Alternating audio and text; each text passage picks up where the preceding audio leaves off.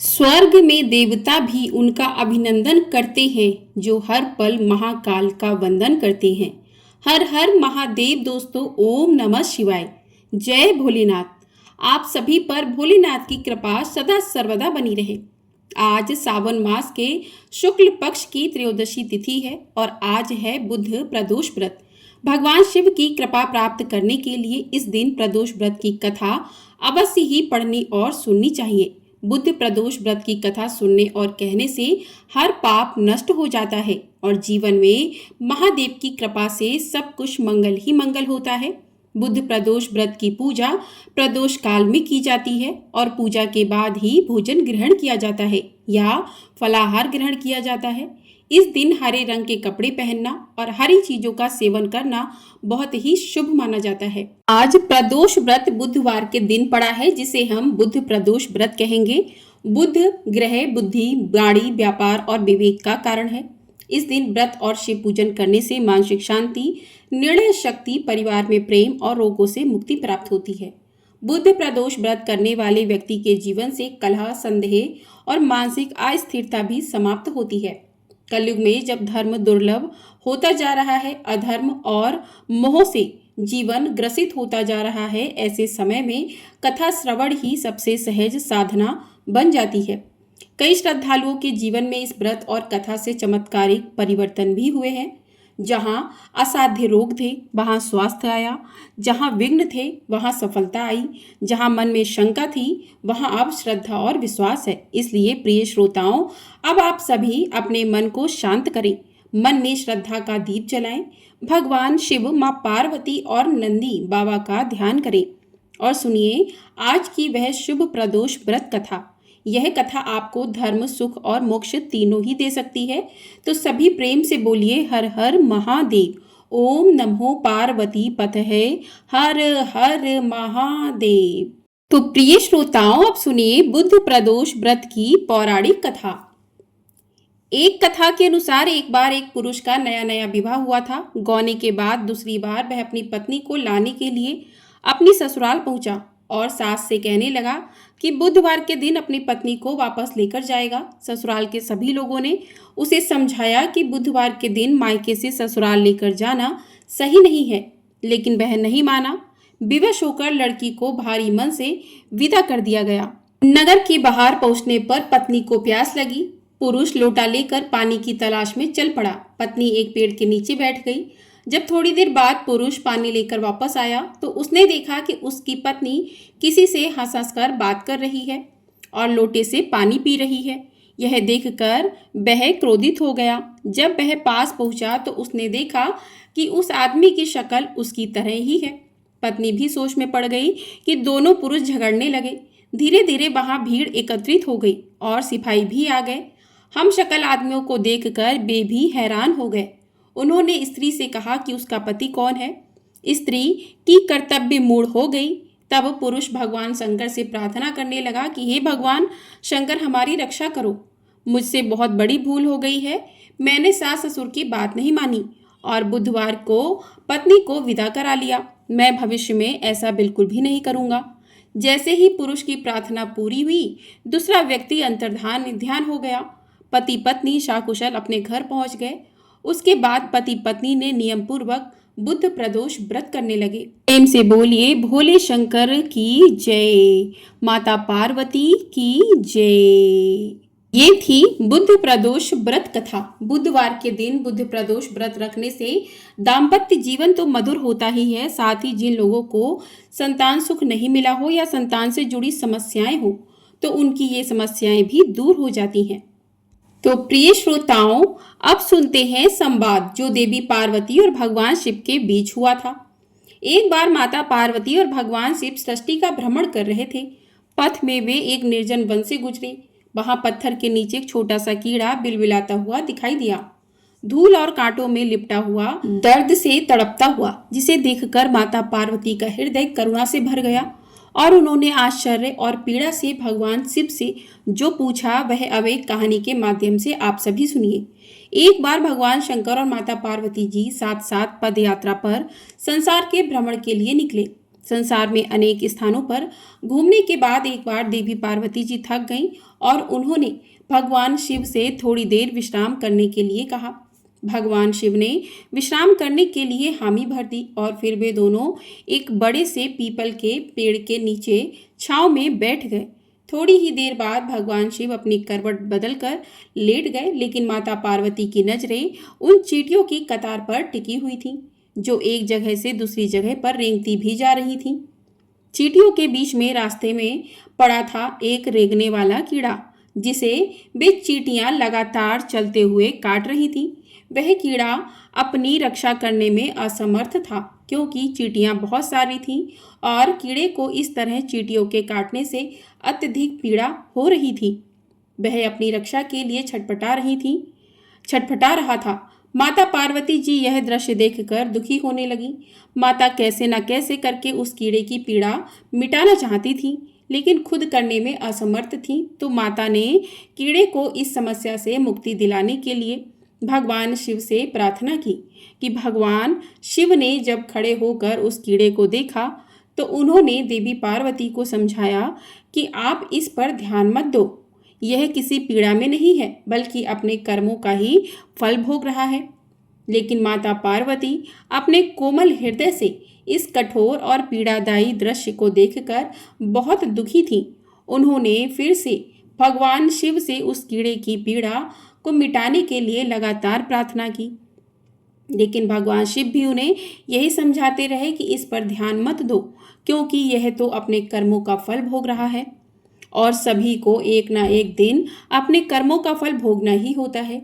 भगवान शिव ने इस समस्या से मुक्ति दिलाने के लिए माता पार्वती जी से वहां से कहीं दूसरे स्थान पर चलने के लिए कहा, ताकि उनका ध्यान वहां से हट सके। लेकिन माता पार्वती जी ने भी हट पकड़ रखी थी। वह कहने लगी, प्रभु, जब तक इस कीड़े की पीड़ा नहीं मिटेगी मैं यहाँ से कहीं नहीं जाऊंगी। अब भगवान शिव को देवी पार्वती जी की हट के आगे मजबूर होकर उस कीड़े की पीड़ा मिटानी पड़ी। भगवान शिव बोले, देवी ठीक है, मैं इसका कष्ट दूर कर रहा हूँ, लेकिन अगर बाद में यह कुछ गड़बड़ करे तो तुम मुझे दोष मत देना। भोलेनाथ की बात सुनकर देवी पार्वती जी कहने लगी, ठीक है प्रभु, पहले आप इसका कष्ट तो मिटाइए। फिर भगवान शिव ने अपनी शक्तियों से उस कीड़े को, राजा चींटियों को, उसकी प्रजा और उनके लिए एक बहुत ही सुंदर नगरी बना दी, जिसमें राजा का आलीशान महल था। अब यहाँ से उस राजा की वास्तविकता शुरू होती है, जिस कारण उसे एक कीड़े के रूप में पीड़ा मिल रही थी। अब जब सब कुछ बनकर तैयार हो गया, तब भगवान शिव ने राजा से, जो पहले जन्म में कीड़ा था, उससे कहा कि भाई अब तू अपना राजपाट संभाल, हम यहाँ से चलते हैं। लेकिन राजा अपने व्यवहार से बड़ा ही घमंडी था और वह एक चरित्रहीन भी था। उसने माता पार्वती जी की सुंदरता पर मोहित होकर उनका ही हाथ पकड़ लिया और भगवान शिव को यह कहकर अपमान किया कि तू एक योगी बन बन भटकने वाला, एक साधारण सा ब्राह्मण, भला तेरे साथ यह सुंदर स्त्री कैसे रह सकती है? अरे इसकी जगह तो मेरे महल में है, जिसे मैं अपनी रानी बनाऊंगा। इतनी सुंदर स्त्री एक राजा की रानी ही बन सकती है, ना कि एक साधारण से योगी की, जिसे ना अपने आज का पता है ना अपने कल का पता है। अब मेरी बात सुन और यहाँ से चुपचाप चला जा, यह तो मेरी रानी बनेगी। तब भगवान शिव ने उस राजा को, जो अपने पूर्व जन्म में कीड़ा था, समझाने की बहुत कोशिश की। भगवान बोले कि यह मेरी पत्नी है, तू अपना राजपाट संभाल, तुझे तो हजारों रूपमती मिल जाएंगी। भगवान शिव ने उसे समझाने का बहुत प्रयास किया, लेकिन वह राजा था कि अपनी ही जिद पर अड़ा रहा। तब भगवान शिव कहने लगे कि ठीक है राजा, तुम इसे अपनी रानी बना लो, मैं चलता हूँ। भगवान की यह बात सुनते ही माता पार्वती भगवान शिव के चरणों में गिर गईं और बोली कि स्वामी, आप मुझे इस दुविधा में छोड़कर अकेले कैसे जा सकते हैं? तब भगवान शिव बोले कि देवी, मैंने तो तुमसे पहले ही कहा था कि मैं इसका कष्ट मिटा दूंगा, लेकिन बाद में अगर यह कुछ गड़बड़ करता है तो तुम मुझे इसका दोष मत देना। माता पार्वती जी बोली कि हे नाथ, मुझे क्षमा कीजिए, मैं कर्म सिद्धांत को नहीं पहचान सकी, लेकिन अब मैं समझ गई हूँ कि यह घमंडी और चरित्रहीन मानव अपने पिछले जन्म के कर्मों का ही फल भोग रहा था। इस क्रूर मानव ने अवश्य ही अपने जीवन में अनंत पाप किए होंगे, जिसका दंड इसे आज इस कीड़े के रूप में भुगतना पड़ रहा है। अब भगवान शिव प्रसन्न हुए कि चाहे देवी पार्वती ने हट करके ही इसका कष्ट मिटाना चाहा, परंतु अब वह कर्म सिद्धांत को समझ चुकी थी। फिर भगवान शिव ने अपनी शक्तियों से सारी परिस्थितियां पहले जैसी ही कर दी। राजा को वही पहले की तरह कीड़ा और प्रजा को पहले की तरह चींटियां बनाकर उसके कर्म सिद्धांत को उसके हाल पर छोड़ दिया। अब माता पार्वती जी भी प्रसन्न होकर भगवान शिव के साथ अपने भ्रमण पर पुनः निकल पड़ी। इसी तरह प्राणियों को अपने अच्छे और बुरे कर्मों का फल तो भोगना ही पड़ता है। आज नहीं तो कल, कल नहीं तो परसों, और इस जन्म में नहीं तो अगले जन्म में। तो इस प्रकार से जो जैसा कर्म करता है उसको वैसा ही फल प्राप्त होता है। हर हर महादेव, ओम नमः शिवाय। तो इस प्रकार से बुद्ध प्रदोष व्रत की कथा पूर्ण होती है। अब चलते हैं भगवान शिव जी की आरती करते हैं। ओम जय शिव ओमकारा, प्रभु हर शिव ओमकारा, ब्रह्मा विष्णु सदा शिव अर्धांगी धारा। ओम जय शिव ओमकारा, एकानन चतुरानन पंचानन राजे, स्वामी पंचानन राजे, हंसानन गरुड़ासन वृषभा साजे। ओम जय शिव ओमकारा, दो भुज चार चतुर्भुज दस भुज अति सोहे, त्रिगुण रूप निरुक्ता त्रिभुवन जन मोहे। ओम जय शिव ओमकारा, अक्षमाला वनमाला मुंडमाला धारी, चंदन मृग मद सोहे भाले शशिधारी।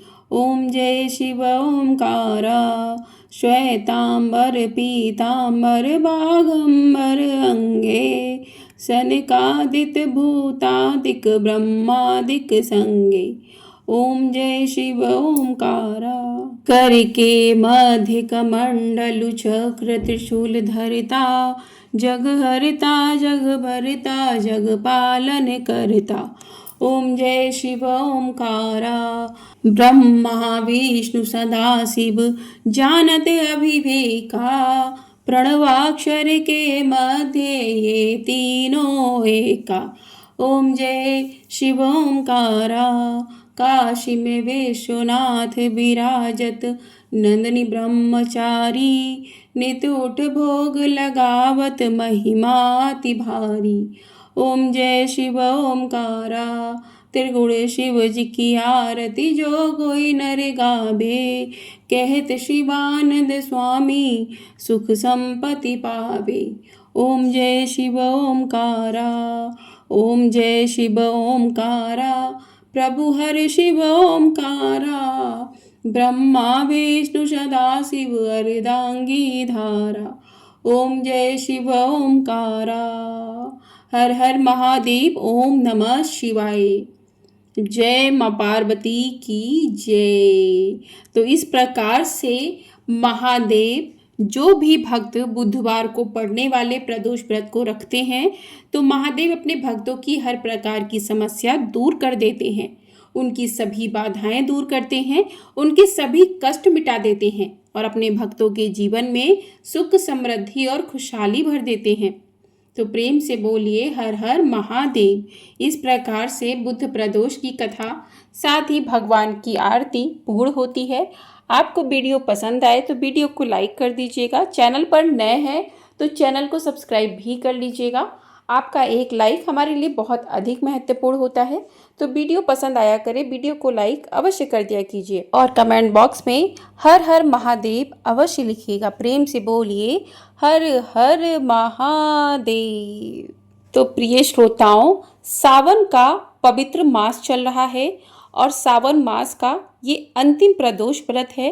तो इस प्रदोष व्रत में जिन्होंने भी सावन में भगवान भोलेनाथ की पूजा नहीं कर पाई है, आपने जो पार्थिव शिवलिंग का पूजन नहीं कर पाया है, तो आप आज जो है प्रदोष काल में पार्थिव शिवलिंग का पूजन कर सकते हैं और महादेव जी की विशेष कृपा को प्राप्त कर सकते हैं। वैसे तो प्रदोष व्रत हर महीने में 2 बार आता है, लेकिन सावन का महीना भगवान भोलेनाथ का प्रिय महीना है और इस महीने में पड़ने वाले प्रदोष व्रत भी बहुत ही महत्वपूर्ण हैं।